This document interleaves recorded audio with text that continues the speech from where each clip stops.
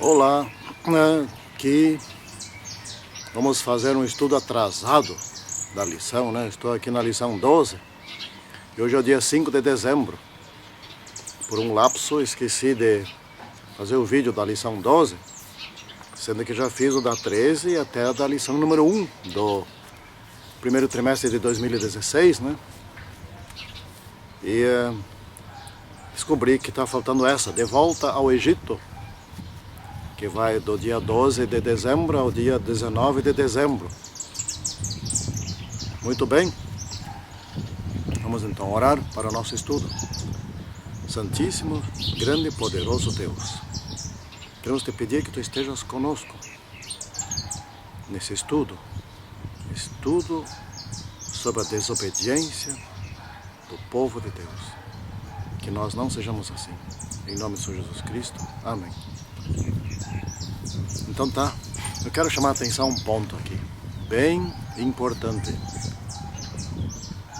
Alguém conhece algum povo pagão, cuja nação, cujo povo inteiro trocou de Deus? Aos antiquíssimos budistas, por exemplo, nunca trocaram de Deus. Os maometanos não são pagãos, né? Mas enfim, os shintoístas e outros povos pagãos lá do Oriente sempre tiveram os mesmos deuses. Mas o povo cristão,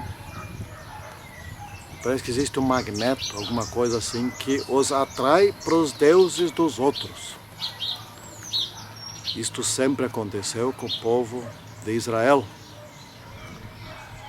Depois, quando veio a igreja cristã, hoje, modernamente, a igreja cristã, de novo, é atraída por ídolos modernos, né? Ídolos do vestuário, ídolos mesmo de futebol, ou de vídeos ou de filmes,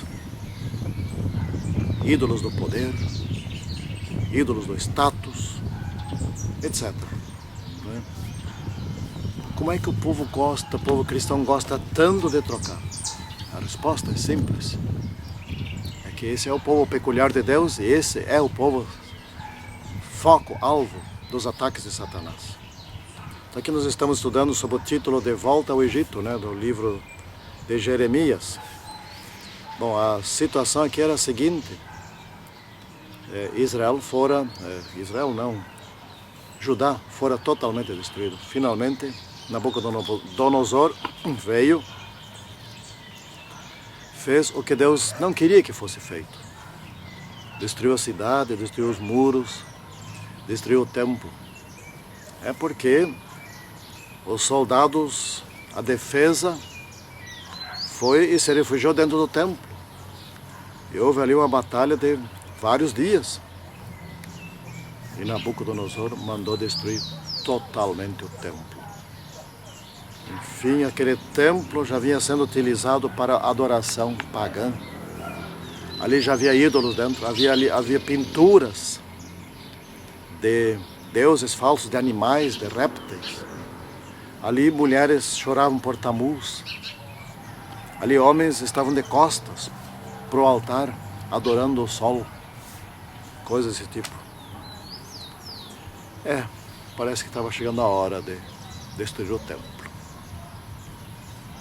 Pois bem, a graça ainda continuava aguardando uma resposta positiva deles. A graça é um favor de Deus dado a alguém que não merece. Eu, por exemplo, sou alguém assim. Eu não mereço ser salvo. Eu já nasci pecador, sou um tremendo pecador.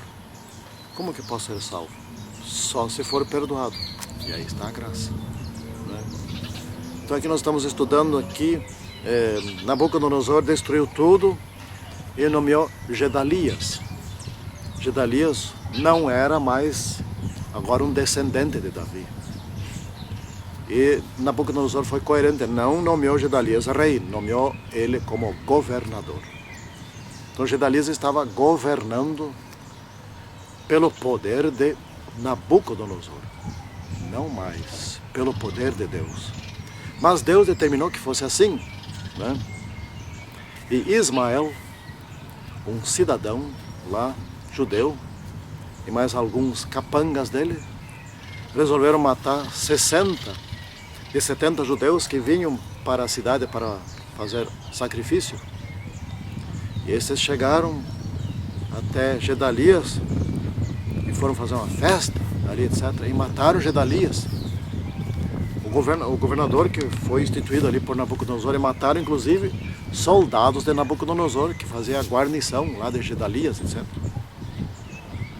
Depois de fazer essa bobagem, essa astúcia, aí os judeus ficaram com medo dos babilônios. Agora eles vêm de novo, e se da vez anterior eles destruíram o templo, destruíram a cidade, destruíram as casas, botaram fogo em tudo, imagina o que vão fazer agora. Né? E aí, qual é a ideia que eles tiveram? Vamos perguntar para Jeremias. Jeremias ainda andava por lá, ainda estava por lá, né? Em Jerusalém.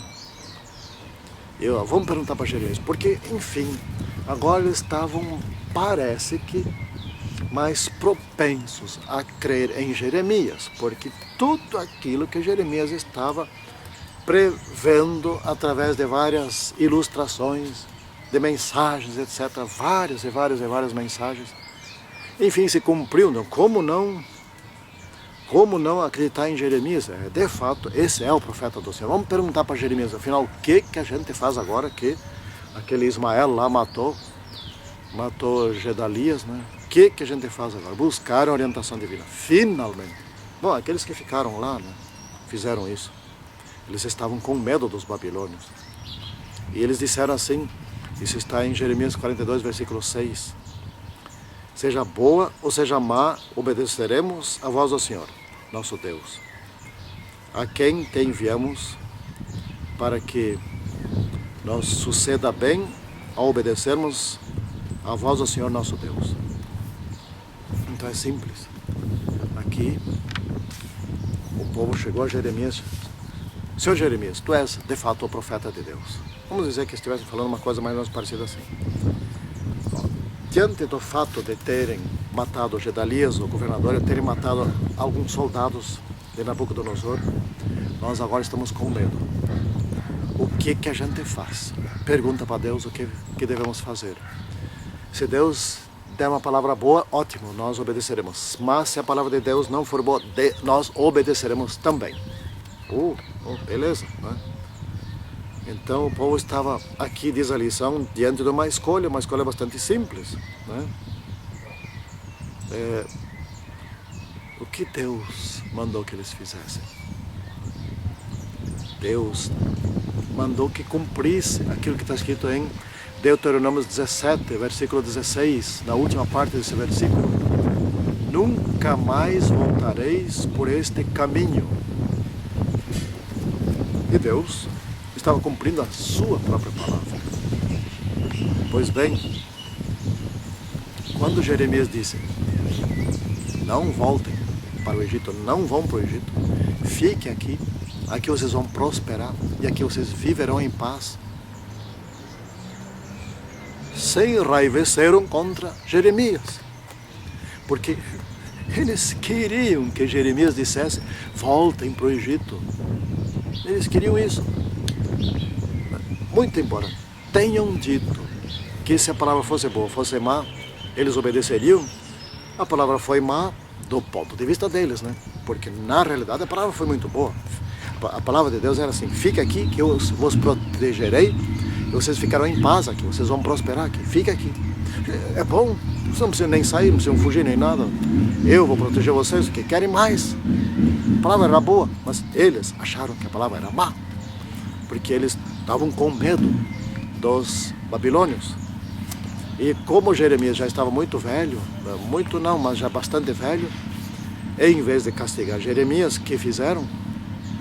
Culparam Baruque, que era o escriba, o escritor de Jeremias. Muitas coisas que eram escritas, que Jeremias falava, era Baruque que escrevia, né? Culparam Baruque.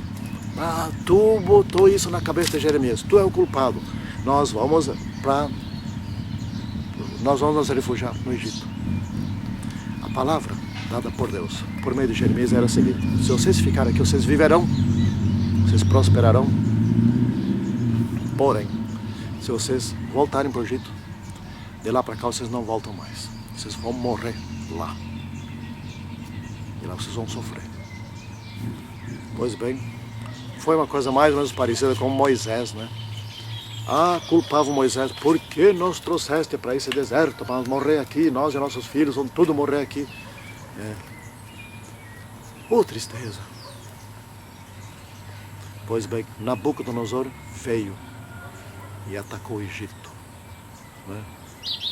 Nabucodonosor atacou o Egito, exatamente onde eles foram se refugiar, e o Egito foi castigado. Os deuses do Egito foram inúteis, né? Eles deviam ter sabido isso, mas não sabiam. Deviam ter atentado, é claro que sabiam. Aquela vez, séculos antes, Deus não tinha acabado com os deuses do Egito por meio de 10 pragas? Esse Deus que acabou com os deuses do Egito por meio de 10 pragas não teria capacidade de defendê-los se obedecessem? Por que não defendeu eles de Babilônia quando Babilônia atacou, que destruiu o templo e tudo mais? Porque tinham desobedecido. Agora a palavra é a seguinte: então somente obedeçam, eu vos protegerei e vivereis aqui, prosperareis. Não, nós queremos ir para o Egito. Então, tá bom, vamos para o Egito então. E foram. Olha, me dá uma tristeza de ver aqui. Mas que gente cabeçuda. Minha nossa, não pode ser tão cabeçudo, né? E lá no Egito, que foi que eles fizeram? Está na parte de quinta-feira. Queimaram incenso a outros deuses.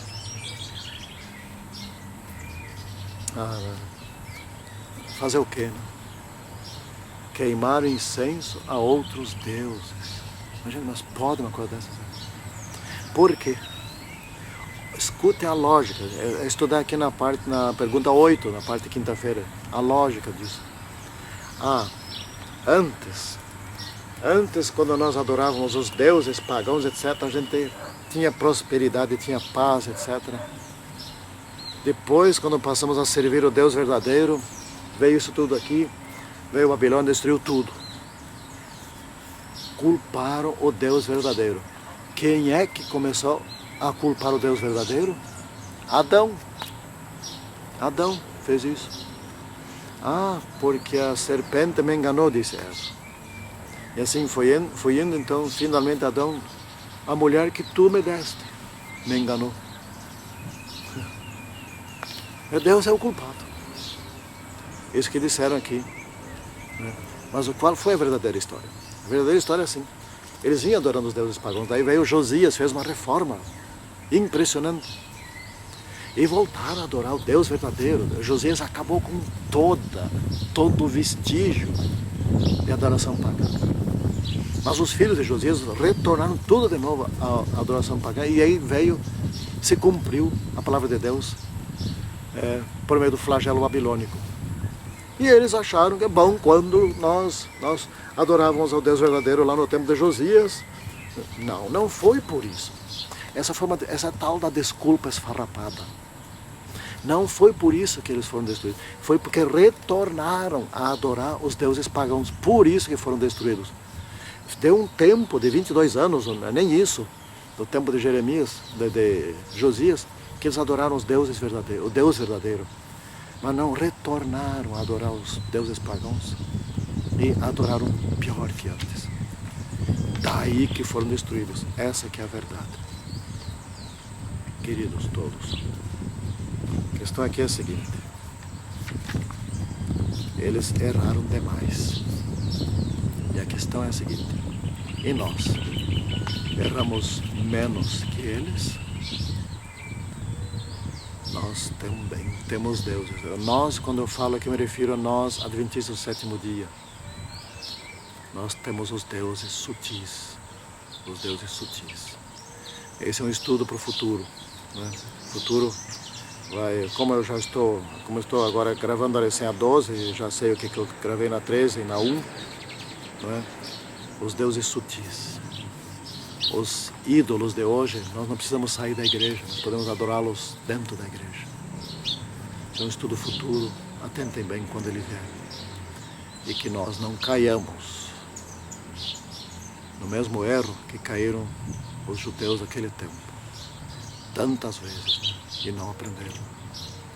Santíssimo e poderoso Deus, esteja conosco para que nos salvemos adorando-te em espírito e em verdade. Em nome do Senhor Jesus Cristo. Amém. Tchau.